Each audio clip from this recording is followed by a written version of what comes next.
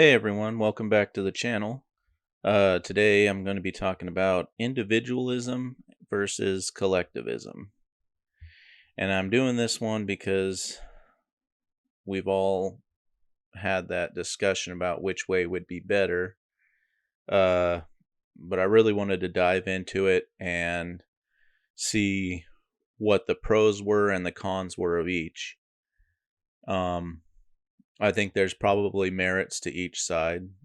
I think, to be honest, a lot of people are probably somewhere in the middle where they are either somewhat more individualistic and at times can be part of a collectivist mindset.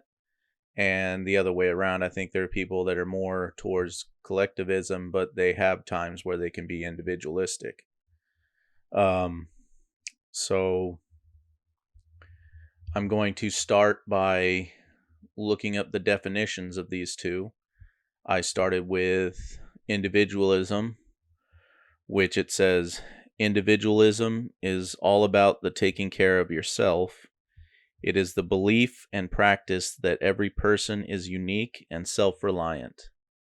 A belief in individualism also implies that you believe that the government should butt out of your individual affairs.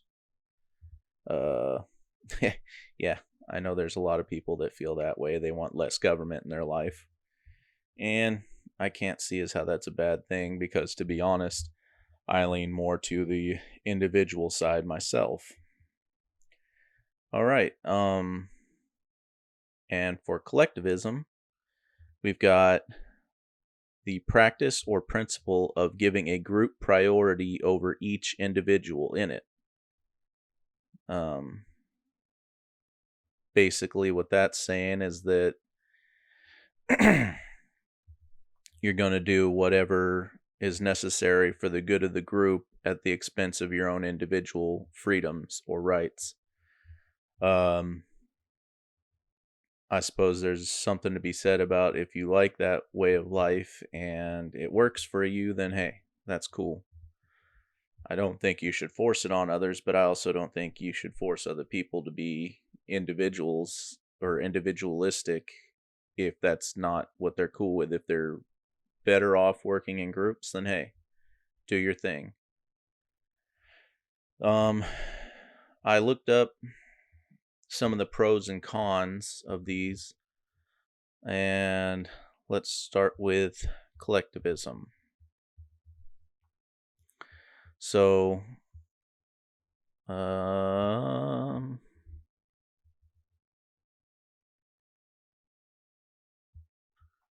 hold up just a second.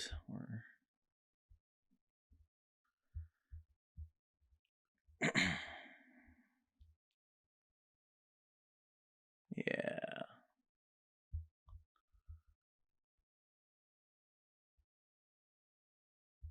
come on.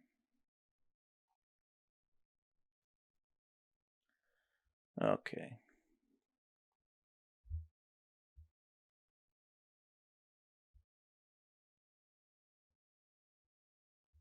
Do, do, do, do, do.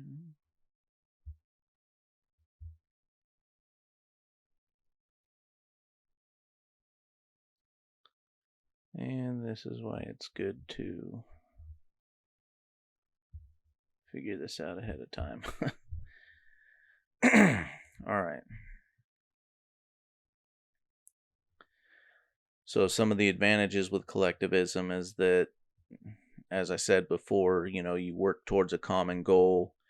Um, you do what's the best for everybody, not just for yourself, and um, basically nobody gets left behind in that scenario. And it says in the aspect of economic and social relations, collectivists usually have a difficult time relating to an outsider because their ideologies and beliefs limit them to a particular thinking pattern.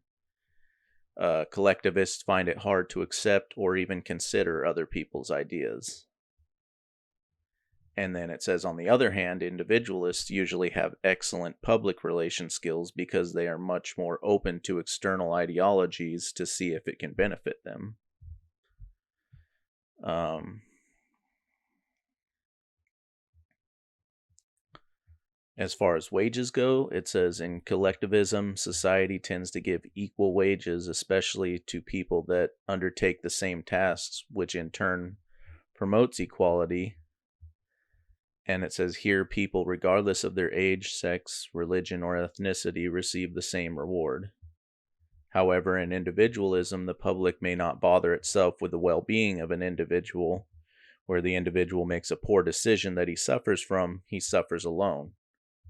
Although this factor has led to the discouragement of many people, it still was able to produce many successes.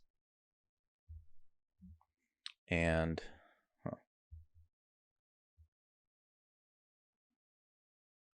there were a number of instances as well where it says that there's also a negative with collectivism, which is that there's a large potential for laziness.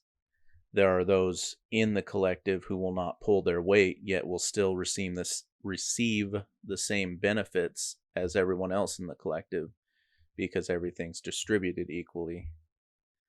And I could see that leading to a lot of resentment towards those individuals. And I did think it was an interesting point that they discussed that those that are collectivists have a hard time being open to ideas that are counter or even different than their accepted philosophy in the group, because it could be perceived as a threat to their collective. Individualism, however, the definition is individualism is all about taking care of yourself. It is the belief and practice that every person is unique and self-reliant. I believe I already read that. Oops. Let's see.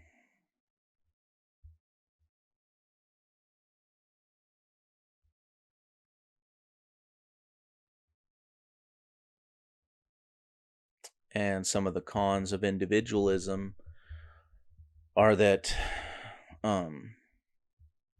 it can make it very difficult if something ever comes up, because you're really on your own in that instance. You have nobody to help you because you're only ever looking out for yourself if you're completely an individualist.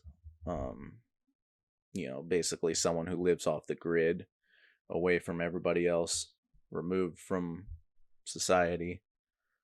If something comes up, you got no one to help you. Whereas, the advantages are it also promotes new ideas. They are a little more equipped to roll with the punches, as it were, with new ideas and new concepts. Their main takeaway is that they mainly just want to be able to do what it is that they want to do in their personal life and not have other people try to curb that, especially the government. They want to be able to do what they want to do, and they don't want to have to ask anybody for permission to do it. Now, as I said, I myself lean more towards individualist. I don't like people deciding for me what it is that I should be doing. And there's something to be said that I probably have a little bit of that from my time in the Marine Corps. That's more of a collective experience, because you're basically doing whatever is best for the needs of the Marine Corps. And I understood that when I joined, and I do not regret it at all. It was a great experience, and it helped me learn a lot about myself. And I would certainly do it again if I went back in time. But now that I'm out and I'm private citizen again, I'm going back to more individualistic lifestyle. So I think a lot of people believe that you have to be either one or the other, but I don't think it always works that way, and I'm pretty sure in most instances it doesn't work that way. oftentimes, whether you're individual or collectivist, you are those things for the most part. But there are times that you can, as an individual, work in the context of an individual, or sorry, as a collectivist, and work towards a common goal, so long as those goals are aligned with what your needs are as an individual. You can work together and collaborate. If it ever comes up to the point where your goals are no longer aligned, though, as an individual, you have the ability to pull away from that and do your own thing. There are collectivists who at times probably have to do certain tasks on their own, but it is for the betterment of the group, but you are doing individual tasks as yourself. So I'm not going to say which one is better or worse, because I think it just is what it is, whatever works best for you. I can't see myself doing the collectivist thing again, mainly because I don't like that thought that anything that's a threat to the collective, you don't even embrace new ideas. You have to stick to whatever the narrative it is for your group. So I just couldn't do that personally, but I am curious to see what any of you think about this. So this is going to be the end of the video for now.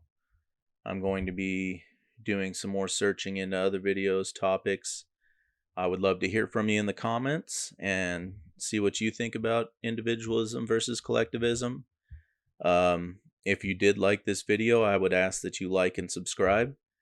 I thank you for visiting, and I hope to see you in the next video. Bye, guys.